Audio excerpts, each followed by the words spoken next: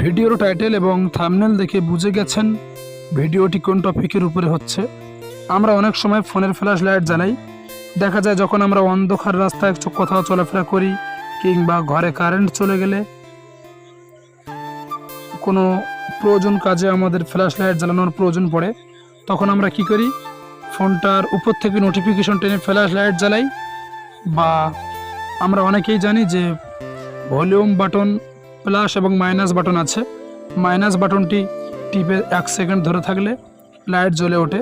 এতে প্রবলেম কি হয়, দেখা যায় কিছুদিন পরে ভলিউম বাটনটি খারাপ হয়ে যায় কিংবা নষ্ট হয়ে যায়। আপনাদের হয়তো খারাপ হয়নি বা নষ্ট হয়নি, খুব ভালো কথা, কিন্তু এটা করা একদম ঠিক নয়।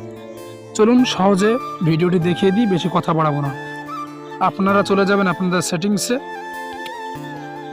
সেটিংসে যাওয়ার পরে একটু উপরের দিকে স্ক্রল করে তুলবেন।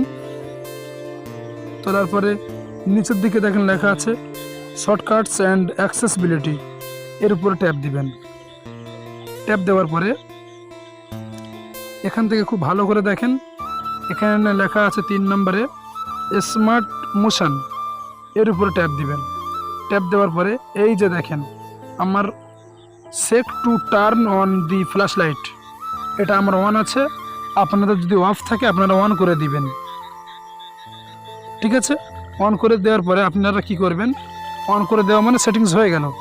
তারপরে আপনারা বার হয়ে চলে আসবেন। তো ভিডিওটি ভালো লাগলে আপনারা সাবস্ক্রাইব করবেন। আর আপনাদের কোন ধরনের ভিডিও দরকার আমাকে কমেন্টে জানাতে পারেন। প্রত্যেকের কমেন্টের উত্তর দেওয়া হবে, প্রত্যেকের কমেন্ট নিয়ে ভিডিও বানানো হবে।